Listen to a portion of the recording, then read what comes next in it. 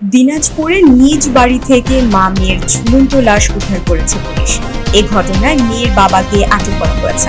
ঘটনাটি ঘটেছে মঙ্গলবার 18 মার্চ দুপুর 2টায় জেলার ফুলবাড়ী উপজেলার এলওয়ারি ইউনিয়নের তেলিপাড়া গ্রামে। নিহতরা হলেন অভিযুক্ত মহরম আলীর স্ত্রী লাকি বেগম ও তার 7 বছরের কন্যা মরিয়ম।